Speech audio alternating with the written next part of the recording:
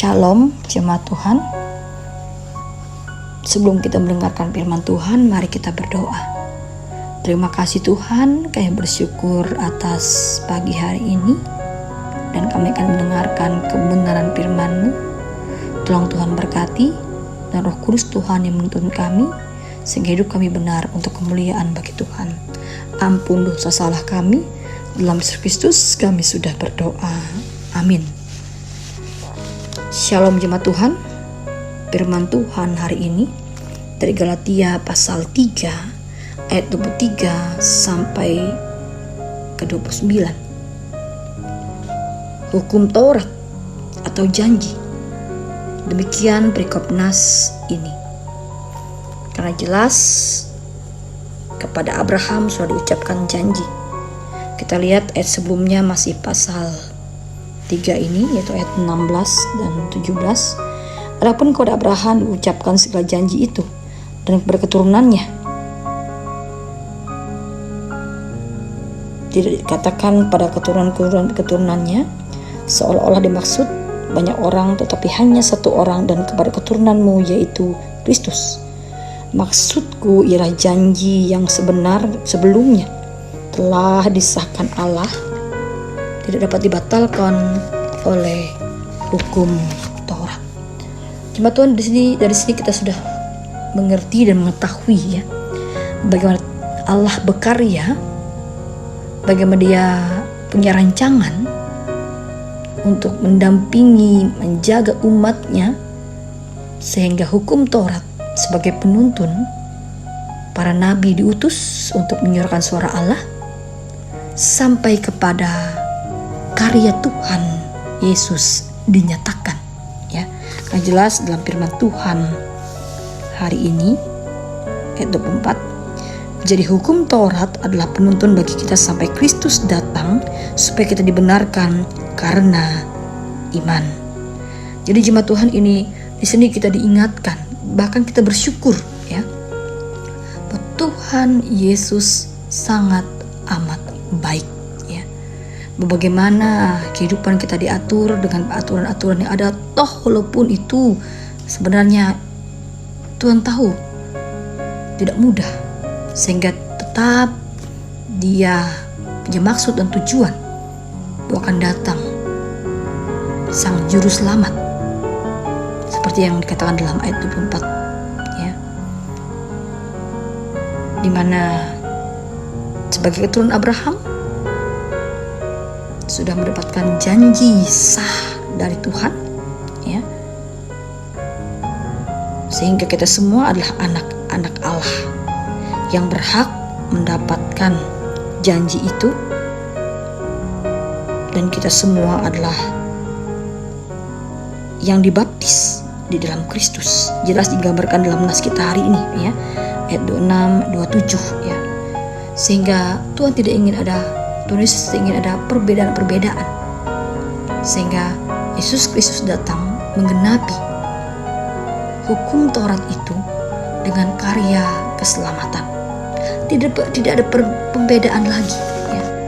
Baik Yahudi, baik orang Yunani, baik laki-laki, baik perempuan, semuanya satu di dalam Kristus ya. Kita baca ayat 26, 28. Dalam hal ini tidak ada orang Yahudi atau orang Yunani, tidak ada hamba atau orang merdeka, tidak ada laki atau perempuan, karena kamu semua adalah satu di dalam Kristus Yesus. Jadi bersyukurlah kita sebagai umat kepunyaan Tuhan ya.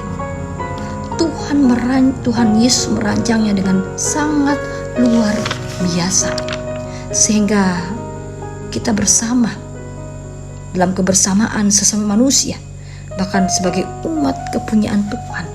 Jadi iman kepada Yesus itu penting ya. Karena Yesus adalah perwujudan hukum Taurat, adalah Yesus Kristus.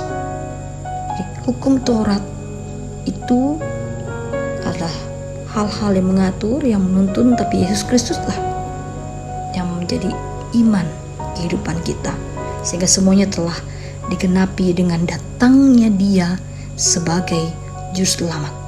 Jadi jemaat Tuhan, dari melalui ini semua kita diingatkan, mari kita beriman kepada Yesus Kristus. Teladani Dia, ya.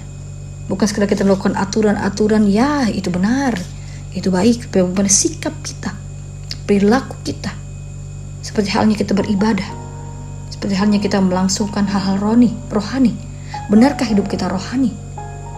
Atau sebenarnya semuanya hanya pencitraan? Jadi hati-hati, ya.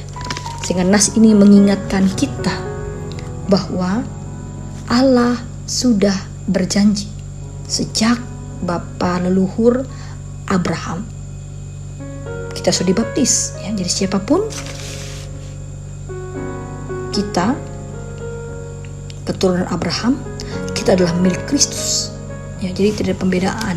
Mengingatkan orang Galatia waktu itu, supaya mereka mengingatkan hal-hal yang ingin disampaikan oleh Rasul Paulus dalam rangka mereka mengerti semua hal itu, ya. Kita baca ayat yang ke-29.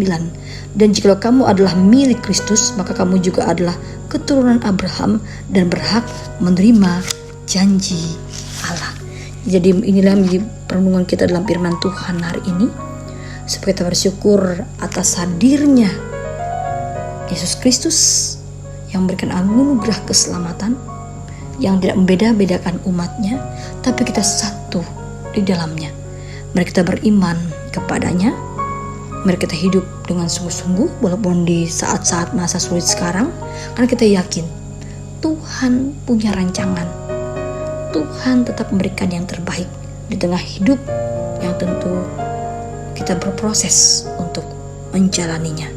Jadi kita bersyukur atas janji Allah itu, bersyukur dengan pertanggungjawabannya, dengan hidup yang seturut kepada kehendak Tuhan. Demikian firman Tuhan. Tuhan memberkati kita sekalian, dan mari kita senantiasa menjaga janji itu sehingga hidup kita tetap setia sampai Tuhan Yesus datang untuk yang kedua kali. Amin. Mari kita berdoa. Terima kasih Tuhan, kami bersyukur untuk kebenaran firman-Mu ini.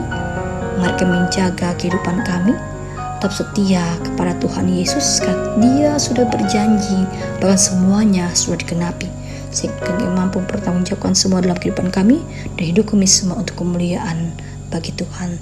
Terima kasih Tuhan, dalam Yesus Kristus kami sudah berdoa. Amin.